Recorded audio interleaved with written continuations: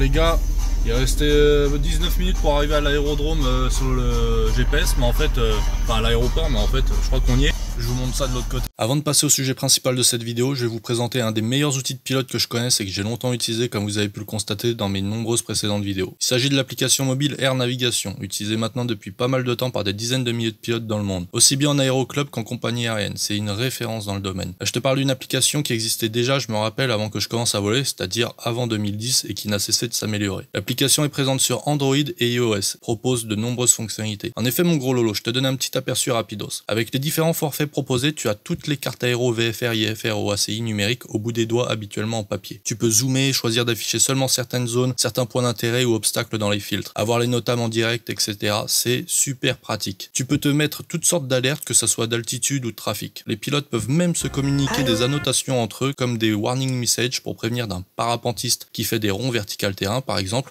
ou d'un troupeau de mouettes hostiles en finale 26 dur. Je te parlerai d'autres fonctionnalités aux prochaines vidéos et je te laisse découvrir tout ça sur leur site web en description.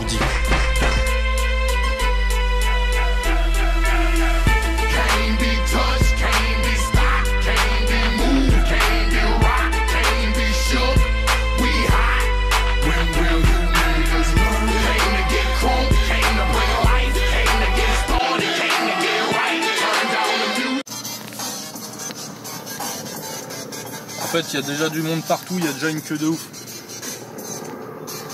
J'ai même une Tesla Model S devant moi. Et il y a de la voltige déjà en cours. Ça fait longtemps que j'ai pas vu un avion voltiger, c'est toujours aussi impressionnant. Faut avoir le cœur bien accroché quand même. Ah, matez ça, c'est archi compliqué, ils nous font garer dans le caca. J'ai fait du dirt sur 2 minutes là, du cross. C'est tendu hein. J'ai un poteau qui va peut-être venir avec sa corvette, je lui déconseille. Pour l'instant, je mets 5 sur 10. Petite crème solaire, c'est très important. Et non, ce n'est pas une mouette. Ready to go. Bon bah les gars, j'espère que ça va être une bonne journée. Hein. Moi, je suis là pour 3-4 heures environ. Après, je dois aller au mariage d'un pote.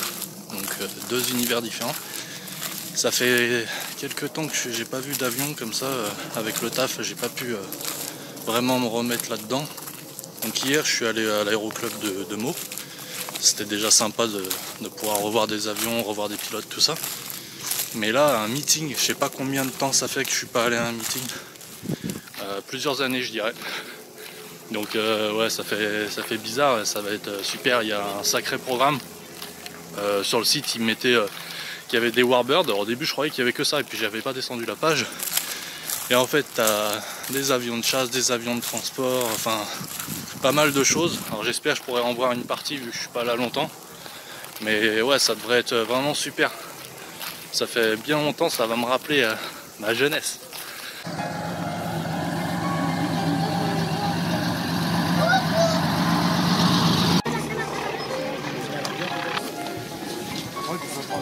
J'ai rarement vu un meeting avec un parc avion comme ça au sol. La dernière fois que j'ai vu des avions de chasse au sol comme ça accessibles, c'était à Châteauroux il y a presque 10 ans. Putain, regardez-moi le Rafale là-bas. La dernière fois que je suis venu ici, si vous regardez mes vidéos de 2018, j'étais venu, il n'y avait personne. J'avais pu visiter les hangars et tout avec mon ancienne société, avec le CE Avion. Mais il n'y avait personne. Là que je suis devant le Rafale, je vous donne mon ressenti. C'est vraiment une très très grosse machine, c'est incroyable. On oublie toujours à quel point un avion de chasse c'est gros. Là-bas il y a un petit gadget qui est beaucoup plus petit, mais le Rafale c'est une machine, c'est incroyable. Et c'est vraiment un gros morceau de métal. C'est vraiment une pointe de flèche cet appareil.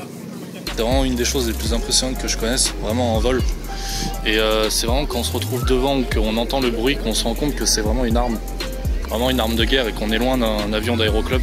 La beauté de l'appareil, il a une ligne, surtout le B, j'ai toujours aimé les biplaces comme le Mirage. En biplace, je trouve qu'ils ont une ligne encore plus esthétique. Et tu te rends vraiment compte quand tu es à côté que c'est une arme de guerre et qu'il y a de l'emport, qu'on peut mettre de l'emport là-dessous.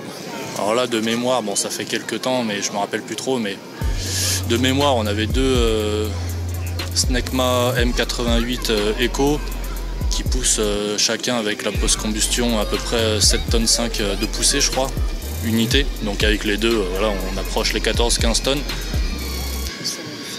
Et voilà, un appareil comme ça avec la post-combustion, je crois que ça consommait quelque chose comme 7 litres à la seconde de kérosène. Et les deux gros bidons sous les ailes qu'on voit, c'est des tanks de 2500 litres, quelque chose comme ça il me semble. Donc là c'est le Rafale B de l'armée de l'air, qui a une ligne totalement différente du Rafale M de la marine, surtout notamment au niveau du train avant et puis le fait que ça soit en biplace. Mais il a quand même un crochet à l'arrière, on le voit pas là, mais il a quand même un crochet. Je crois que c'est en cas d'urgence en bout de piste pour accrocher des brins, mais je suis pas sûr. Là on a un petit gadget, un Alpha Jet, donc toujours utilisé en formation à Tours il me semble, même s'ils sont en train d'être progressivement remplacés par des Pilatus. Et pour la petite anecdote, quand j'avais passé les EOPN à Tours en 2015, on avait eu la chance de pouvoir visiter la base de Tours, ce qui est normalement pas fait systématique, mais on avait eu la chance de pouvoir aller se balader dans les hangars de maintenance, tout ça. J'avais parlé au mécano, et puis à l'époque j'avais un pote qui était instructeur sur Alpha Jet et qui était en passe de devenir pilote sur Rafale, et donc il était instructeur. On s'était croisé de peu, c'était dommage. Il était en déplacement le jour où j'étais venu, enfin le week-end où j'étais venu, les 3 à 4 jours. Et mais même ça, c'est une machine incroyable. Ça, c'était l'objet de mes rêves aussi pendant pas mal d'années.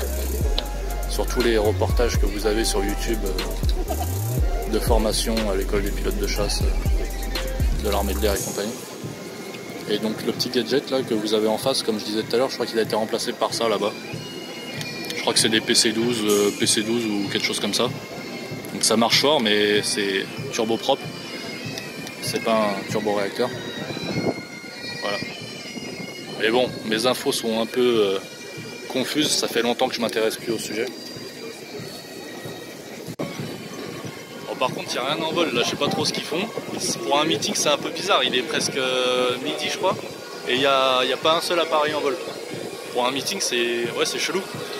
Ça coûterait pas grand chose de mettre des petites patrouilles ou je sais pas quoi en vol. Bon bref, je continue à regarder le parc avion et je vous fais des petites images.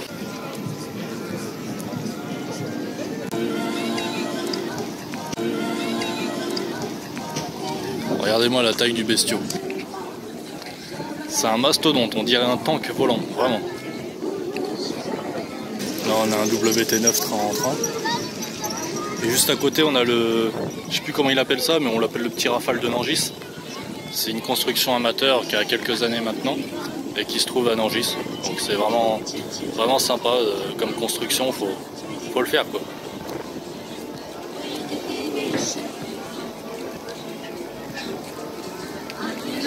Vous avez quelques vidéos sur YouTube le concernant, vous tapez Rafale Nangis, vous tomberez peut-être dessus, mais je sais plus le nom exact du bazar.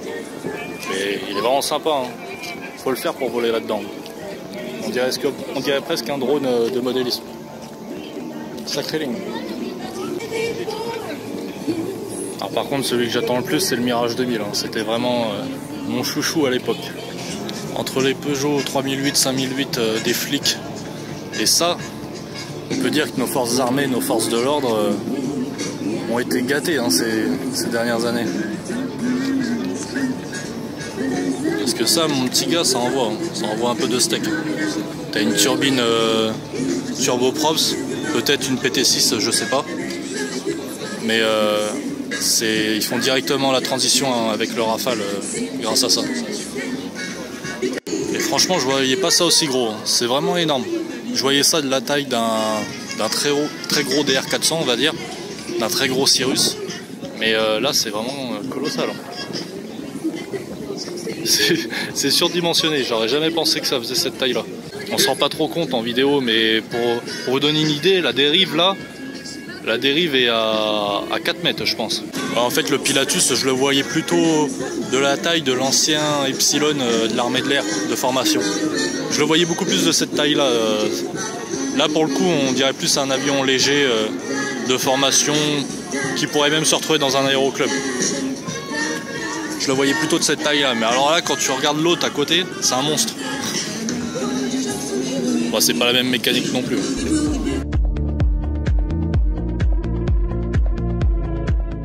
Et là, par contre, si vous faites des conneries en vol, notamment en région parisienne, bah, ça sera un hélico comme ça, je crois que c'est un écureuil, je suis pas sûr.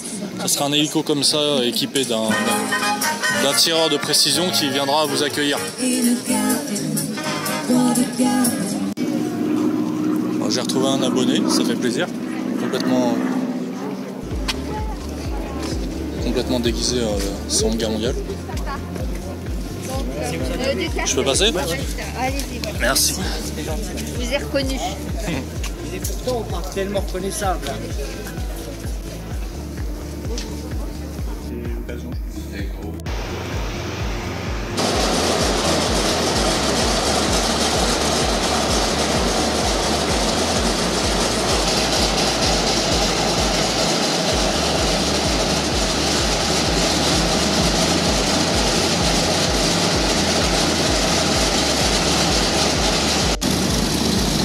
Là on a deux beaux corsaires et à côté il y a du matos un peu plus récent. Tout à l'heure j'ai entendu un bruit de turbine, il y en a un qui démarre mais je sais pas lequel.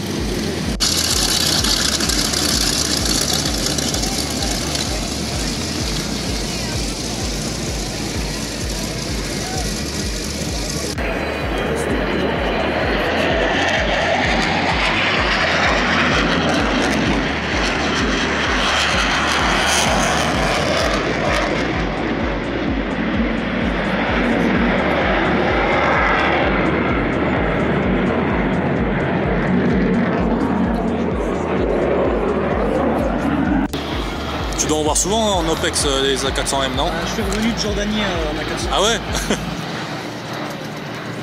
Et c'est plus sympa que le Casa ou c'est juste plus grand? C'est le Casa, mais c'est assez spartiate, hein, c'est un bâtin en tissu. Ok. Surtout qu'il faisait des battements d'ailes et tout, et t'as aucun hublot, t'as pas de visuel à l'extérieur, c'est vraiment bizarre. Ah là t'as pas du bleu là? Ah, t'en as un ou deux, mais.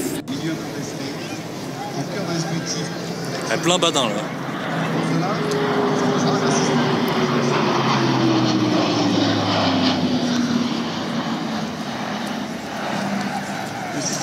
Putain.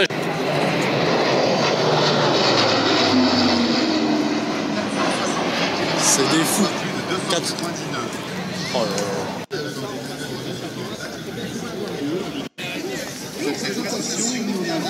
Stand de Finesse Max avec le Virus et le Vélis électrique.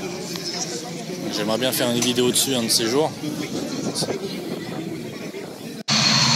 Ah, les gars, je crois qu'il y a un Mirage 2000 qui est en train de démarrer, il va passer pas très loin. Je vais vous prendre quelques images, ça fait quelques années que j'ai pas vu un 2000 de près, ça va être splendide.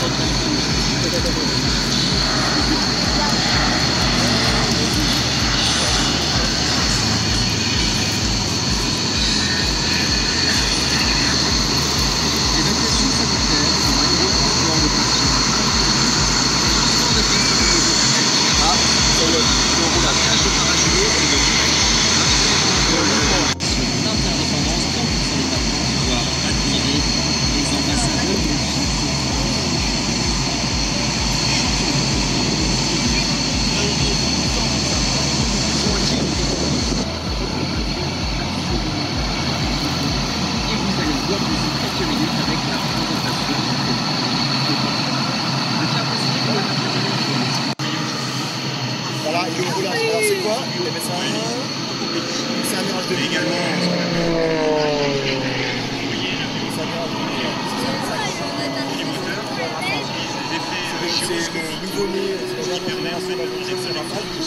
J'ai raté les 2000 parce que je pensais qu'ils allaient passer à un certain endroit du taxiway et ils ne sont pas passés. Du coup je les ai pas vus de près, c'est dommage. Mais là ils vont pas tarder à décoller, donc c'est le grand moment. J'ai vraiment mon âme d'enfant. Trop pressé de voir les Mirage 2000 décoller. Ça va être un putain de spectacle.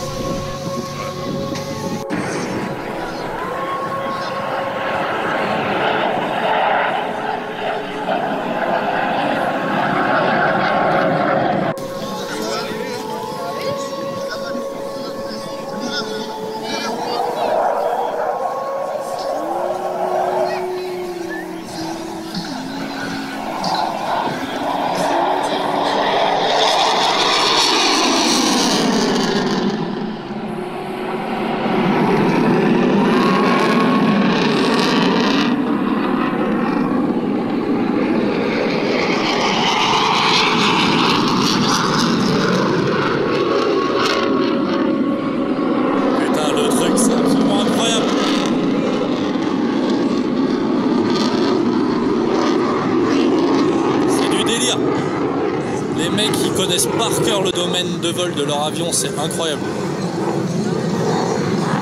Ils le poussent dans leur retranchement, ils sont parfois en décrochage et tout, c'est incroyable quand ils manipulent leur engin qui fait 20 tonnes. Là c'est vraiment des pilotes. Oh, le Mirage 2000. Le plus bel appareil au monde. Enfin selon moi. selon Captain Quasar, le Mirage 2000 est le plus bel appareil au monde. Regardez-moi cette merveille.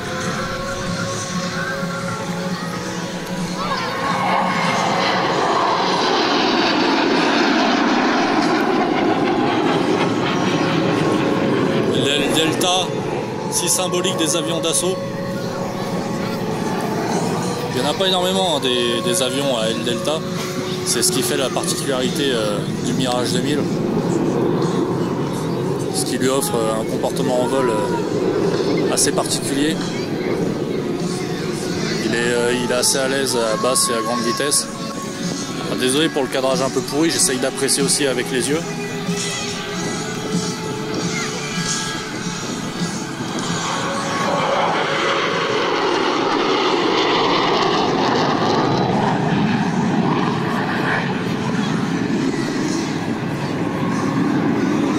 Vous m'excuserez, je vais poser le téléphone 2 secondes, j'aimerais apprécier un peu plus.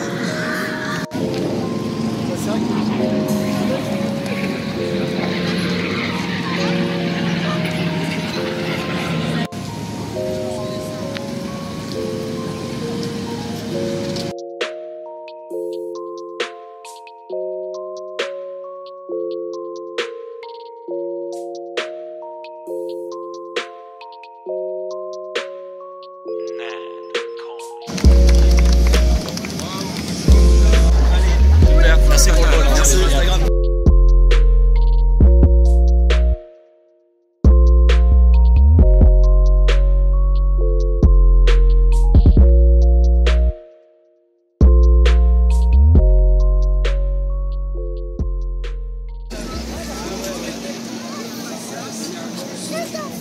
Toujours le Rafale incroyable. Je suis avec un abonné, on va voir si je peux m'approcher. Un abonné qui a l'habitude de travailler avec les Rafales. Et on va voir si on peut s'approcher un peu plus. Quelle machine extraordinaire. Là je vais essayer de monter au niveau du cockpit pour que vous ayez quelques images du cockpit. Voilà.